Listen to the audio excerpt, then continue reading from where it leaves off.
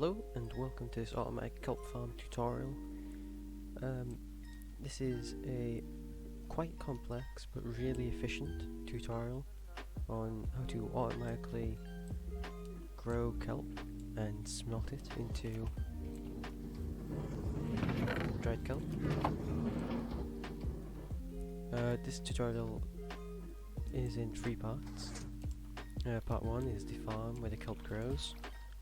Part 2 is where the kelp is transported. It looks more complicated than it is. And part 3 is the smelting. Now these can be placed wherever you like.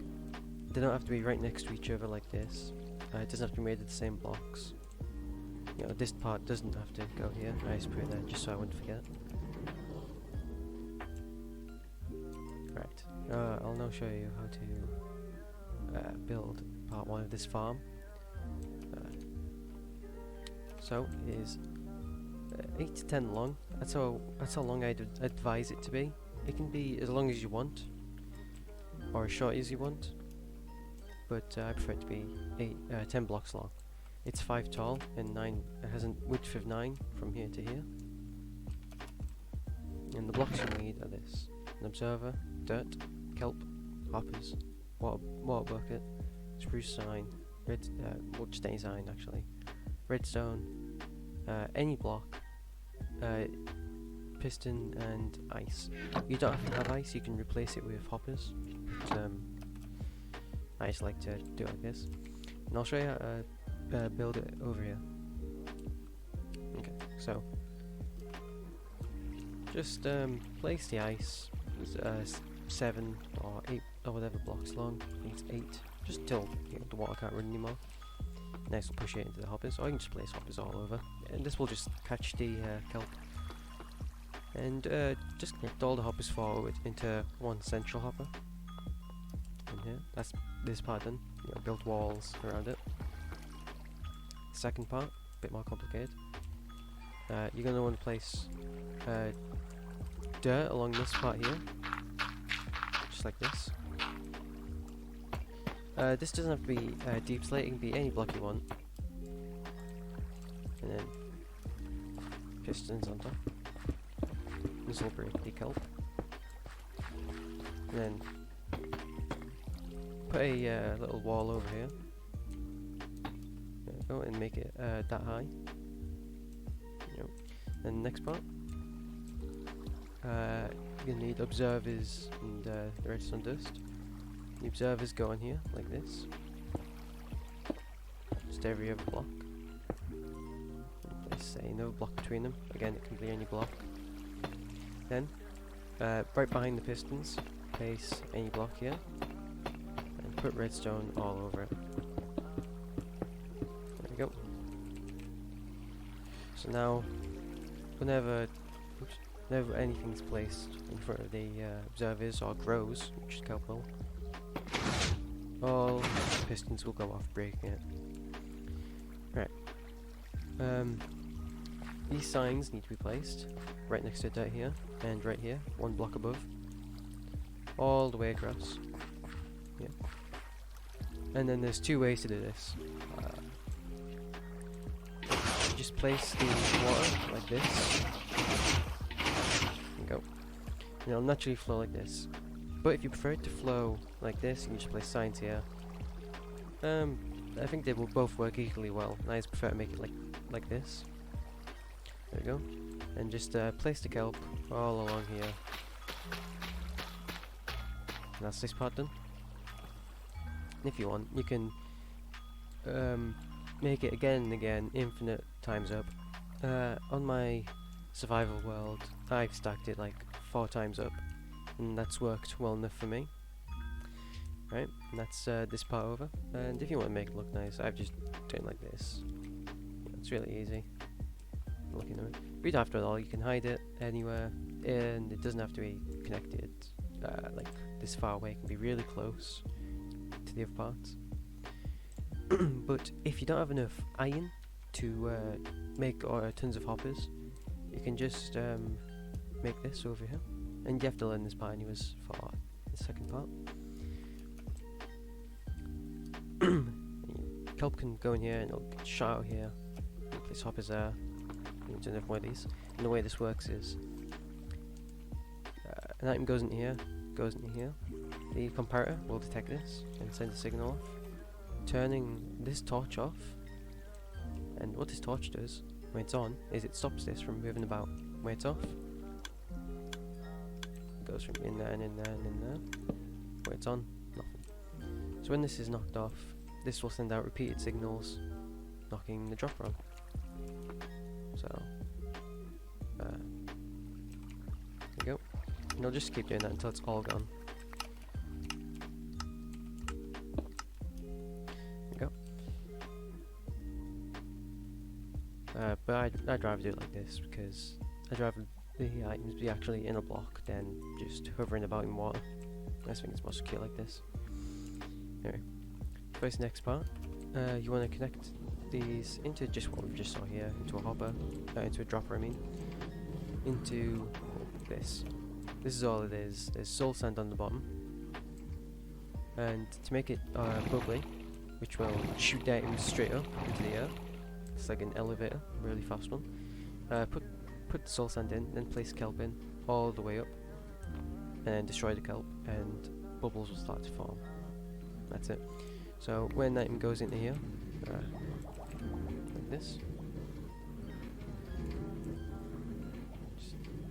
I'll do it to you. Let's go off and shoot it all up here, and then it'll go into this hopper. And this is part 2. I'll explain this now. This hopper is stopped by a redstone torch, so it all goes up. And what happens here is this detects it, and once it reaches 69, it'll activate this repeater here. And this repeater will turn this permanent signal into a button. And it needs to do this.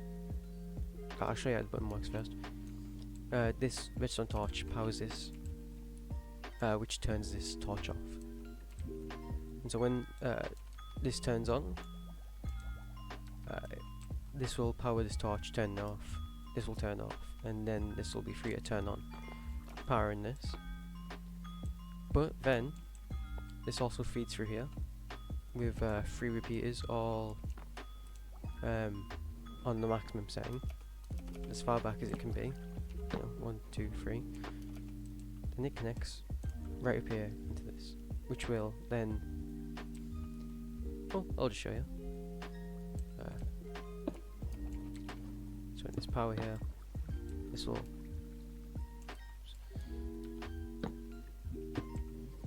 so when these are powered, this will turn off, this will turn off, and this will turn on briefly, and then this will power this, turn it back off. That's that. Now this powers this little switch here, which is just made like this. Pistons here, piston here, redstone torch on this block with 2 redstone on top. So whenever a non-permanent signal goes through, see when a permanent signal goes on, nothing happens, but as soon as it turns off, so that swaps over, which is the reason we have to have this button, because this here is a permanent signal. Right. So what this does is it powers this torch here, turning it off, allowing all the 69 kelp here to run through into here. I'll explain why in a minute. So to turn this redstone torch back on, which it has to be to save up another 69, on the hopper next to it I have placed a comparator which will power a redstone torch, turning it off. This redstone torch is currently turning this one off. So when for example, enough goes in, turning that on. When there you go. So all this will start flowing into here, which will activate this, turning this off, turning this on, which powers next to the switch,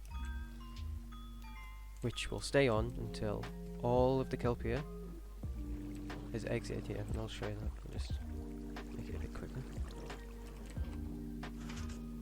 There we are. and that turns the torch back on. And that's that. Then now we're into part 3, smelter, which is already working. Let's turn it off so it's quieter.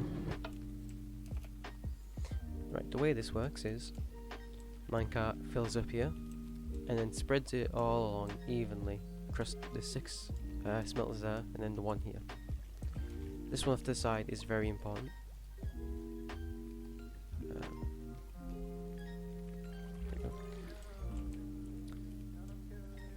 And the reason we need to save up 69 here is because the the farm will only produce 4 or 5 kelp at a time, and that means this will only have 4 or 5 in, and the first 4 to 5 smelters will be filled up way before this one is, and this one needs to be filled up as soon as those ones are, and otherwise it'll just break the machine. Yeah, trust me on that.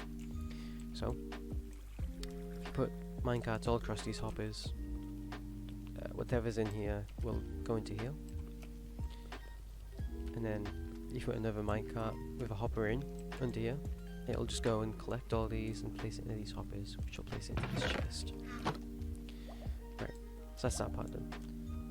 This little hopper here, smoker here, has a comparator and 3 blocks of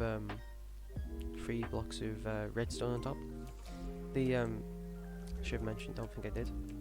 This one here has 4.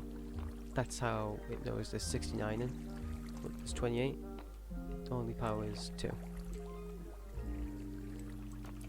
Well, on the smoker it powers 3. I don't know why it does it differently there. So when 28 kelp go into here, it goes that one powers, that one powers, that one powers, and this gets powered. This is a button. I already showed you how this works. So this gets powered, and this turns this torch off.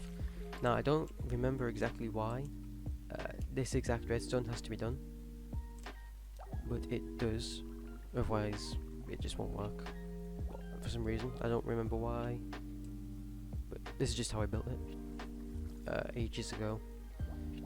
So this is just be how you have to build it. Right, sorry about that. So this button will temporarily knock this torch off, which knocks this. So basically, when the button goes off, this will turn on, powering this, and powering this one too, which allows the minecart to go across and put one bit of fuel in, smelting all the everything inside. And I'll just show that off now. So 28 goes in, gets powered. There it goes.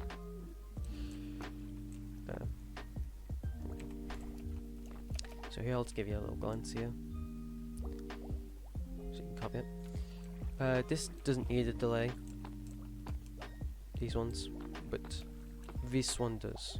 It needs 2 full delays, otherwise it'll get stuck on this, and all the fuel will go to this one here. This needs to be specifically like this. Right, and once you've done that, you've basically finished the tutorial. There's a little switch here, knock this track on and off. There we go.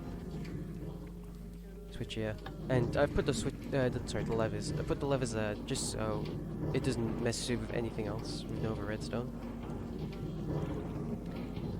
And there's only one more thing, and it's if you want to put more fuel in the minecart, just make a little device like this. You already know how this works. Put fuel in there, that goes up here, goes down here, and into here. You can put that anywhere, it doesn't have to be there. And then that's the end of the tutorial. Thank you for watching. Goodbye.